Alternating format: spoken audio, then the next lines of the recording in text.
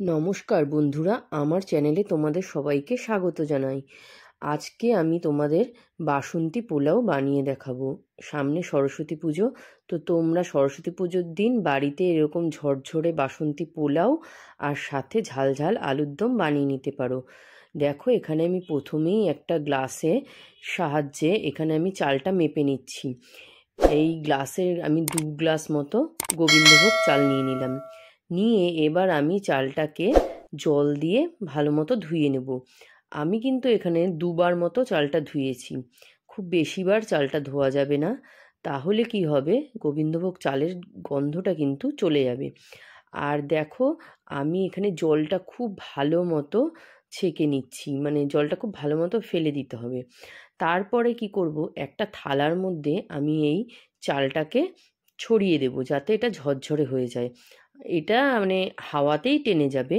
আর তোমরা চাইলে কিন্তু পেপারের ওপরেও দিতে পারো। আর এখানে একটা বাটিতে আমি আগে থেকে আলু নুন হলুদ দিয়ে সিদ্ধ করে রেখেছি, এরকম বড় বড় করে একটু কেটে নিতে হবে। তারপর একটা প্যানে আমি এখানে সর্ষের তেল অ্যাড করে দিলাম। সর্ষের তেল দিয়ে তেলটা যেই গরম হবে, তাতে আমি এবার এই আলুগুলো ভেজে নেব। এবং আলুগুলো কিন্তু খুব হালকা হাতেই আমি ভাজবো, তাতে কি হবে, যাতে আলুগুলো ভেঙে না যায়। তারপরে দেখো, নেড়ে চেড়ে আমি এটা ভেজে নিচ্ছি। ভেজে এবার কি করব, আমি তুলে নেব। তোমরা চাইলে কিন্তু এটা একটু লাল করেও ভেজে নিতে পারো। আমি কিন্তু একটু হালকা করেই ভেজেছি।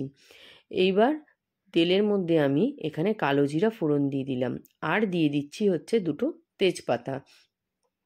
দিয়ে তারপরে আমি এখানে টমেটো দিয়ে দিচ্ছি।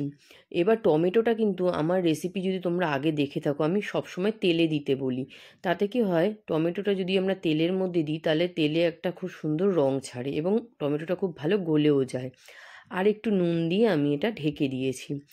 আবার আমি একটু নেড়ে আবার আমি ঢেকে দেবো, যাতে টমেটোটা খুব ভালো মতো গলে যায়। দেখো, আমি নেড়ে দিচ্ছি। নেড়ে দিয়ে আমি আবার ঢেকে দিচ্ছি। এইবার আমি এখানে আগে থেকে আদা আর লাল কাঁচা লঙ্কা একটু মিক্সিতে পেস্ট করে নিয়েছিলাম। তার মধ্যে 1 চামচ জিরে গুঁড়ো আর 1 চামচ ধনে গুঁড়ো দিয়ে একটা পেস্ট তৈরি করে নিচ্ছি। এবার পেস্টটা তৈরি করে আমরা কি করব, এটা আমরা ওই তেলের মধ্যে অ্যাড করে দেব। এটা জলে গুলে দিলে খুব ভালো হবে, নাহলে কিন্তু মশলাটা তেলের মধ্যে যদি আমরা গুঁড়ো মশলাটা দিই তাহলে কিন্তু ওটা জ্বলে যেতে পারে। দিয়ে এবার আমরা ভালো করে এটা নেড়ে চেড়ে মানে কষাতে থাকবো। এইবার যেহেতু আমরা আগে থেকেই নুন দিয়ে দিয়েছি, তার জন্য আমরা এর মধ্যে এখন হলুদটা অ্যাড করে দেব। দিয়ে এবার ভালো করে যতক্ষণ না এটা তেল ছাড়ছে ততক্ষণ ভালো মতো কষাতে থাকবো। আর মেন কিন্তু কষানোর ওপরেই টেস্ট আসে রান্নার। এইবার আমরা এতে চিনিটা অ্যাড করছি। দেখো, চিনিটা দিয়ে অলরেডি কিন্তু খুব সুন্দর একটা কালার এসে গেছে, তোমরা দেখতেই পাচ্ছ। আর এখানে আমি একটু চারমগজ আর কাজু কিশমিশ জলে আগের থেকে ভিজিয়ে রেখেছিলাম, মানে একটু গরম জলে, সেটা আমি পেস্ট করে নিলাম। আর এখানে আমি একটু কড়াইশুঁটি ভাপিয়ে সেটা অ্যাড করলাম। দিয়ে এবার ভালো করে নেড়ে চেড়ে নিচ্ছি। যেহেতু শীতকাল, সব কিছুতে একটু মোটামুটি কড়াইশুঁটি আমরা অ্যাড করি।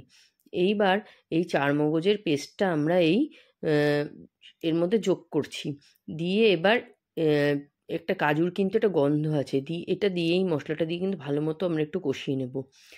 দিয়ে তারপরে আমরা কিন্তু এই আগে থেকে ভেজে রাখা আলুগুলো এর মধ্যে অ্যাড করে দিলাম। দিয়ে এবার ভালো করে নাড়িয়ে চাড়িয়ে এটা মিশিয়ে নেব। দেখো, একটু একটু তেল ছেড়ে এসছে। এইবার আমরা এর মধ্যে কিন্তু পোস্ত বাটা অ্যাড করব। এইবার আমরা যে ওই চারমগজের পেস্টটা তৈরি করেছিলাম, পোস্তটা ওর সঙ্গে দিলেও হতো, কিন্তু আমি এটা আলাদা করেই পোস্তটা করেছিলাম, তাই জন্য আমি আলাদাভাবে অ্যাড করছি। এটা কিন্তু ওর মধ্যে একসঙ্গে ভিজিয়ে রেখেও তোমরা একবারে মিক্সিতে পেস্টটা করে নিতে পারো, তাহলে সুবিধা হবে। আর এইবার দেখো, এখানে আমি ফ্যাটানো টক দই 2 চামচ মতো ফ্যাটানো টক দই এর মধ্যে অ্যাড করছি। আর টক দইটা যখন অ্যাড করছি তখন কিন্তু আমি গ্যাসটা বন্ধ করে দিয়েছি। আর এইটা বাটি ধুয়ে একটু জল দিয়ে দিলাম। দিয়ে এবার এটা নেড়ে চেড়ে আবার গ্যাসটা অন করে দেব। কারণ না হলে কিন্তু এটা ফেটে গেলে, মানে দইটা যদি ফেটে যায়, দেখতে গ্রেভিটা খুব বাজে লাগে। তারপরে আমি এর মধ্যে গুঁড়ো গরম মশলা অ্যাড করে দিলাম। দিয়ে এবার ভালো করে নাড়িয়ে চাড়িয়ে মিশিয়ে নিতে হবে। আমার কিন্তু আলুর দম মোটামুটি তৈরি হয়ে গেছে। এবার আমরা কি করব, ওপর থেকে ধনেপাতা ছড়িয়ে দেব, ছড়িয়ে দিয়ে আমরা এটা ঢেকে দেব। তাহলেই আমাদের কিন্তু মোটামুটি এটা রেডি হয়ে গেল আলুর দমটা। আর ধনেপাতাটা দিয়ে ঢেকে দিলে কি হবে, এর মধ্যে খুব সুন্দর সেন্টটা চলে আসবে। এবার আমরা দেখো আলুর দম আমাদের মোটামুটি রেডি হয়ে গেল।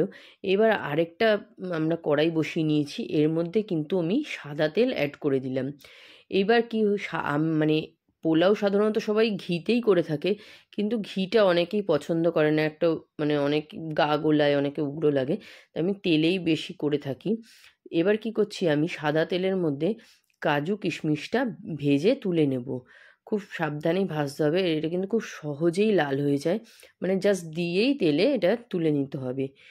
তো দেখো আমি মানে নাড়তেই হবে, নেড়ে আমি এটা তুলে নিচ্ছি। তারপরে এর মধ্যে আমি গোটা গরম মশলা অ্যাড করছি। এখানে আমি দারচিনি, এলাচ আর লবঙ্গ দিয়ে দিলাম। দিয়ে এবার এটা একটু নেড়ে চেড়ে আমরা কি করব, এর মধ্যে একটু আদা, আমি মানে এটার মধ্যে একটু আদা কুচি অ্যাড করি, তাতে খুব ভালো একটা ফ্লেভার আসে। দেখো আদা কুচিটা দিয়ে একটু ভালো করে নেড়ে চেড়ে এটা ভেজে নিতে হবে। তাহলে কি হবে, পুরো তেলে গন্ধটা ছড়িয়ে যাবে। আর আমি এখানে 1 চামচ মতো ঘি ইউজ করছি, মানে আমার বাড়িতে ঘিয়ের গন্ধটা সবাই অত পছন্দ করে না, তাই জন্য আমি এখানে কম ঘি দিচ্ছি। তোমরা চাইলে এটা পুরো ঘিতেই করতে পারো। আর এর মধ্যে দেখো এবার কড়াইশুঁটি অ্যাড করে দিলাম। এই কড়াইশুঁটিটাও কিন্তু আগের থেকেই ভাপানো ছিল। তারপর আমি এটা তেলে দিয়ে দিলাম। আর কড়াইশুঁটি দিলে কিন্তু পোলাওটা দেখতে খুব সুন্দর হয়। আর যেহেতু পোলাওটা একটু মিষ্টি হয়, আমি এর মধ্যে কিন্তু একটু কাঁচা লঙ্কা কুচিও অ্যাড করলাম, একটু ঝাল ঝালও লাগবে। আর এদিকে দেখো চালটা কিন্তু একদম ঝুরঝুরে হয়ে গেছে থালার মধ্যে। এবার চালটা এরকম ঝুরঝুরে হয়ে গেলে পোলাওটাও কিন্তু খুব ঝুরঝুরেই হবে। এবার কি করছি, আমরা এই চালটা এই তেলের মধ্যে অ্যাড করে দিচ্ছি।